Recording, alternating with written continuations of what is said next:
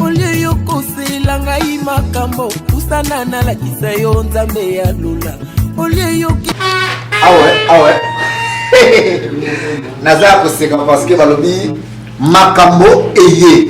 bana kini bana braza eloko bolukaki yango balobi groupe cinéma Fidèle du Move na kati ya Soule Ebengo télévision ngaye balobi groupe cinéma Fidèle du Move na kati ya Soule Ebengo télévision balobi Soule Ebengo télévision nzambe ya ba télévision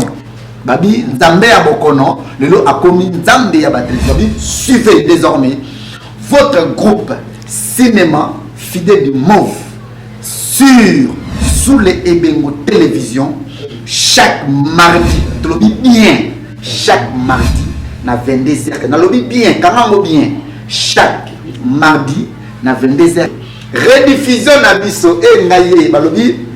chaque samedi na 15h quand le roi na bien babi chaque samedi na 15h ça la brancher tikalawana na chaîne na bino ya sika chaîne na ba innovation nzambe ya ba chaîne ninga za la nzambe ya bokono lelo Soule komi Soule tike komi nzambe ya ba chaîne parce que to lia bango déjà 3 points bamike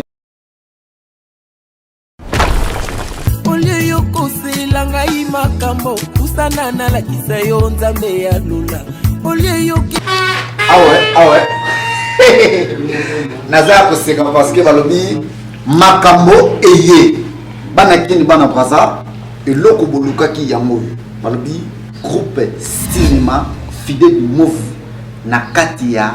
Soule Ebengo télévision ngaye balobi groupe cinéma Fidèle du Move na kati ya Soule Ebengo télévision balobi Soule Ebengo télévision nzambe ya ba télévision babi nzambe ya bokono lelo akomi nzambe ya ba télévision babi suivez désormais votre groupe cinéma Fidèle du Move sur Soule Ebengo télévision chaque mardi tu lobi bien chaque mardi na 22h na lobi bien kanango bien chaque mardi na 22h rediffusion na biso e ngaye balobi